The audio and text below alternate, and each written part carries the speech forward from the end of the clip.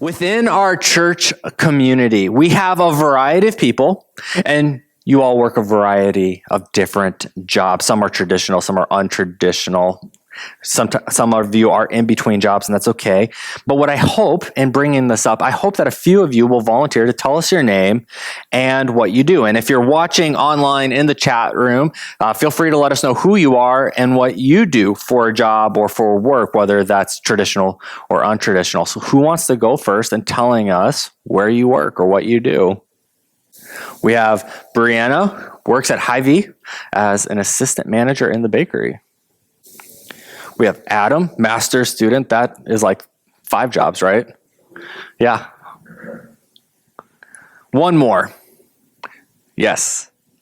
Nicole, the data management specialist. I love it.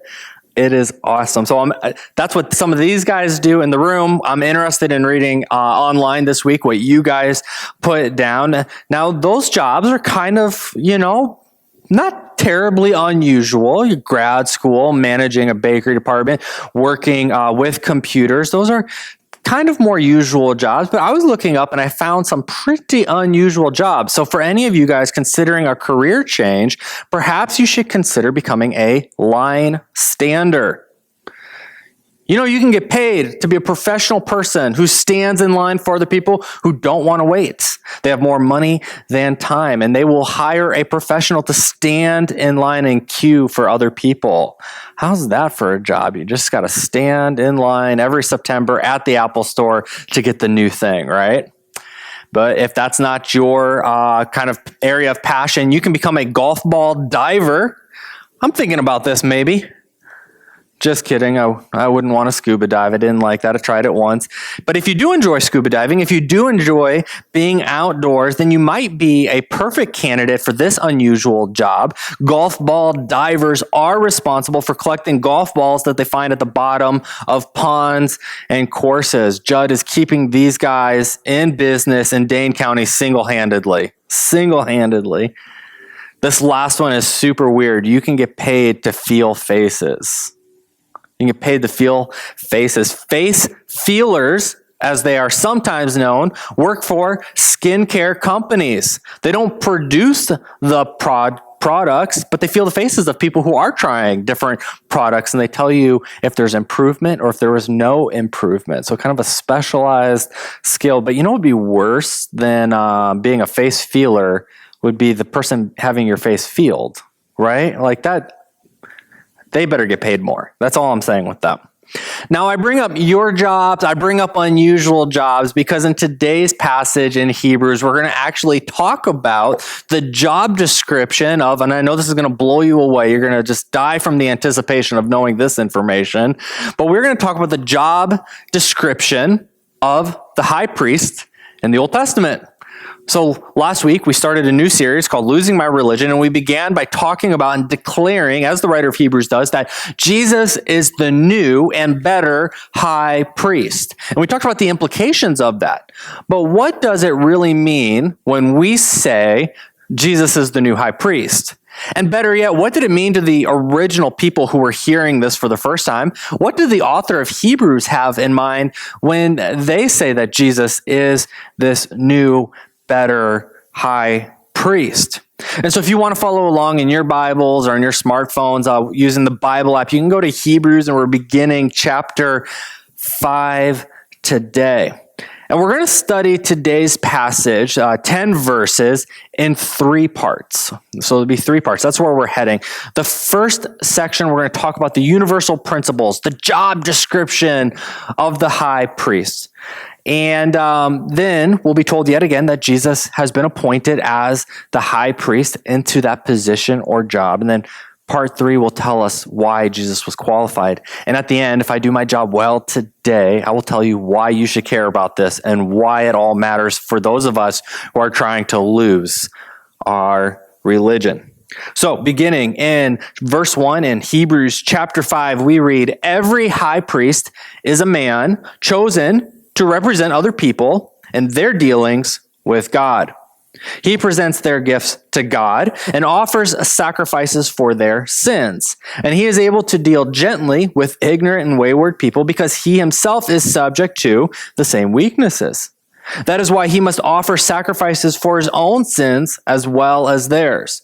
And no one can become a high priest simply because he wants such an honor. He must be called by God for this work, just as Aaron was. Now, there was a time, let me just point out kind of a sidebar issue. There was a point that this was a gender-specific job in the Old Testament, that you had to have been a male to be the high priest. Now, as we've come to read in the New Testament, we see that men and women are equally called for all positions. It's not based on gender, it's based on the God who gives out gifts. And so in this new world, we would be using different pronouns, he or she or they or them.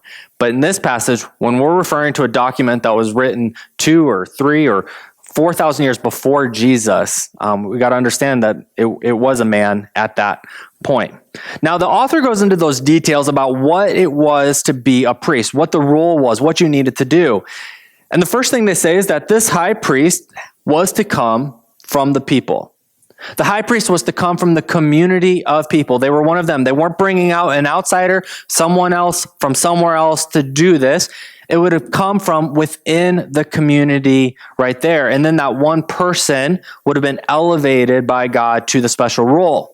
We see that the role of high priest is to represent the people to God. That's the second kind of sentence there. We see that the high priest was to represent the community. They were one person, but they represented the rest of the community to God, especially through offerings and gifts. And again, we talked about it a little bit last week, how you and I, normal people, we wouldn't have had really the kind of access to God that the high priest would have. The high priest had a special access to God. And so here we see that again, where that theme of the high priest who has special access to God is going in there to offer sacrifices, to offer offerings to God, to make them right with God. He goes in between God and the people to make sure that the community was in good standing. And that began with him. He himself wasn't sinless. He also made mistakes. So the high priest had the first make an offering or sacrifice for him to make himself right before he could offer another sacrifice for the rest of the community. Sounds complicated. It is complicated. Several books in the Old Testament are dedicated to the exact procedures that they needed to do to be made right with God. Now we see that the high priest's weaknesses allowed him to better deal with people. Now, what does this mean? It's actually quite interesting here, because when we break down this sentence in Greek, it's referring to one's anger toward people who are far from God. So the priest was not to be angry toward people who are far from God. They're supposed to be understanding. The priest needed to understand that the priest himself is weak, has weaknesses, could fall, could become wayward, just like anybody else. And you were not to be angry toward those people who are not yet a part of the community of God. And finally, we read that God appoints the high priest. It wasn't an open position posted on monster.com. This wasn't something that you could just say, hey, you know what, when I grow up, I'd really like to be a high priest. Heard the benefits are awesome, the pay's okay, but I get a lot of honor in the society, so let's go do this. That wasn't ever an option. You wouldn't ever have an interview. You don't get hired. It was in some ways a promotion, but it wasn't a promotion you applied for. God would come to you. He'd let you know if you got the job or not, if he wanted you for it. And this was very counterintuitive for the Roman Empire. So this letter is being written in the 1st century after Jesus, but in the Roman Empire, and it's really different than what you and I are used to. Once every 2 years in our country, we elect people, right, to office, congressmen and women, senators, the president. And back in that day, in the Roman Empire system, very similar, they would get to vote on who they wanted to be their high priest for their area. They would look at resumes, people would apply for the jobs, they would study, they would show their religious merits on why they would deserve to be the high priest, and then people would vote on it and they would become a high priest. And so what the writer of Hebrews is doing is kind of pushing against culture a little bit, just to say, hey, remember now, okay? I know times are a little different now, but back then God appointed priests. And God's still doing it. He didn't Stop appointing priests. And so then when it comes to Jesus, why is the writer of Hebrews going into all of this, which is so well documented in the Old Testament? Well, because as he moves us away from religion and into relationship, away from being legalistic to having a life-giving relationship with the Messiah, he's bringing it back, or she's bringing it back to Jesus. Jesus was taken amongst us, from amongst you and I, by becoming human. Jesus didn't just come to earth all sparkly and heavenly and spiritual and say, okay, bada bing, bada boom, abracadabra, whoosh, all taken care of. Jesus comes to us as a human, as a baby, in a manger, surrounded by farm animals. Jesus knew what it was like to get tired. And in that way, just like the priesthood, he knew what it was like to have weaknesses that allowed him to better understand people. Jesus got hungry. And anybody who knows what it's like to be hungry or tired, we can probably and reasonably conclude that at times Jesus was irritable, right? He faced weaknesses just like you and I did. He got stomach bugs. Jesus had body odor. If he fell to the ground, he would have scraped his knees and bled. And it was because Jesus was human, becoming like us, that he can relate to us just as the high priest was supposed to thousands of years before Jesus did. And we see that Jesus was also chosen by God, reading in verse 5. That is why Christ did not honor himself. By assuming he could become a high priest, he understands that this was not a position that he could apply for. No, he was chosen by God. He was appointed. God said to him, "You are my son. Today I have become your father." And in another passage, God said to him, "You are a priest forever in the order of Melchizedek." Now, we'll talk more about Melchizedek later because he's going to come up a lot more in chapter 7. So I don't want to focus that on today, but that's probably you're like, who is that? We'll talk about that in a few weeks. But Jesus wasn't just chosen for the job because he was the Son of God. He wasn't just picked like, hey, there you go. This is your job. Have at it. Do good. Make us proud out there, son. We see that his appointment to the high priesthood was one of suffering, one of obedience, and one of perseverance. We read in verse 7, while Jesus was here on earth, he offered prayers and pleadings, and with a loud cry and with tears, to the one who could rescue him from death. And God heard his prayers because of his deep reverence for God. And even though Jesus was God's son, he learned obedience from the things he suffered. In this way, God qualified him as a perfect high priest. And he became the source of eternal salvation for all those who obey him. And God designated him to be a high priest in the order of Melchizedek. Now, unlike being born into royalty, Jesus wasn't born into royalty. He didn't grow up being served. Jesus didn't grow up being honored. If you were born to a king or queen, you're a prince or a princess, you're going to live life very differently in today's world than you would if you were born out in the middle of nowhere, Iowa. Correct? And so that's the contrast we're seeing here right now, is that we're saying that just because he's heavenly royalty, he wasn't just given some special platform, some easier way. He wasn't just given to him. That the road to priesthood for Jesus was one paved with suffering, and yet he was obedient, which required him to persevere. And the author of Hebrews, again, he did it last week, or she did it last week, they did it last week, and they do it again this week. They're alluding to the scene in which Jesus is in the garden, and he's praying. And he prays to God, please take this cup of suffering away from me, but not my will, your will.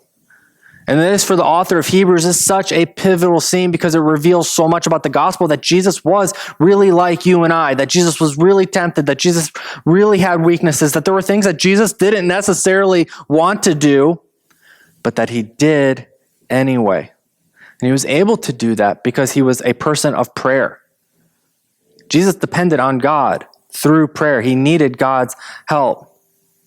Jesus isn't just a high priest. He isn't just a new high priest. Understand that by Jesus being ushered into the priesthood, that God demolishes the system of priesthood. We don't need priests anymore because we have one high priest in Jesus. The old system is gone. The system of religion is done. And we now have the chance to all encounter God through a relationship with Jesus. Now this brings us to a challenge. And the challenge is that if we want to lose our religion, we need to seek God's will in our lives above all else. To lose my religion, I need to seek God's will in my life above everything else. Earlier this week, it was Thursday morning, my son Elijah, he is 3. He decided that he didn't want to go to school on Thursday. Now the kid only goes to school 2 days a week, so it's preschool. It's not a big deal. And the reason that Elijah did not want to go to school is because of the 10 hours that Elijah will be at school. 1 hour, they make all the kids lay down and take a nap. And Elijah hates that 1 hour of rest so much, he's willing to give up the other 9 hours of play. And he was so serious on Thursday morning. We said, no, you got to go to school, man. It's not, this isn't a debate. You're not sick. You got to go. And a moment later, we heard his bedroom door slam shut and we heard it lock. Now, we just bought this house in June and I have not had a chance to take the very strong, questionably strong lock off of his door. And it's a big door too. And so at first, we knew that we were in a battle of wills here. And at first, we tried to reason with him. Come on, Elijah, come out. Like, let's talk about this. You want a snack? You want a fruit snack? Trying a little bribery, trying to just do anything we could to get him to come out of the room. When that didn't work, we went to the other end of the spectrum. If you're a parent, you know what I'm talking about. We threatened his life.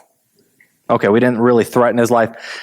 But to him, we did, because we told him if he did not come out of this room, we were going to take away his tablet for the day. And to a 3-year-old, screen time is next to godliness. It really is. And he still didn't come out. He said, nope, bribery, nope, threats, nope, not coming out, not going to school, not taking a rest. Megan did try to break into the room. I did not try. I knew that was not going to work. Not because I'm like Mr. Macho Manly and I know all things. I just was like, this door is questionably strong. So I don't know what the past owners had in there. And finally, I tried to come back to Elijah to reason with him again, to de-escalate the situation. And yes, like a professional FBI negotiator, I de-escalated it. And after a 30-minute standoff, my son came out of the room and I was victorious. Sort of. Megan was late to work that day. Oliver was late to school that day. And I was late to a meeting I had. Now, this is a silly example, but in a lot of ways, when it comes to God's will in our lives and my will, we're often like Elijah.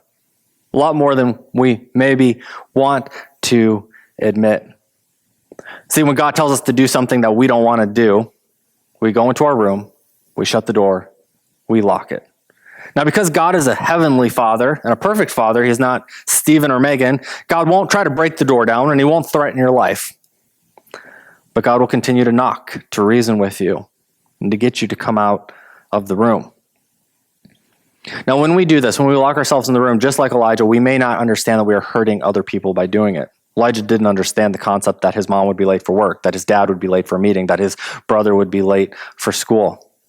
And oftentimes when we lock ourselves in the room and God is trying to reason with us, we may not realize it, but we are hurting other people in the house. To make matters worse, if you grew up in or around the church, you may spiritualize this. You may say, I'm just like Jesus. There are things that I don't want to do. I know God is telling me to do it. And so I pray, I'm like, God, I don't want to do this, but let your will be done, not my will. And you might actually pray that, hoping that God's will is your will. And when God's will isn't your will, you stomp off to the bedroom. And all of a sudden you did this whole like spiritual showing of like, God, your will be done, not mine. And then God said, okay, great, go do that. And you're like, no, no, God conformed to my will be done. And we get ticked off.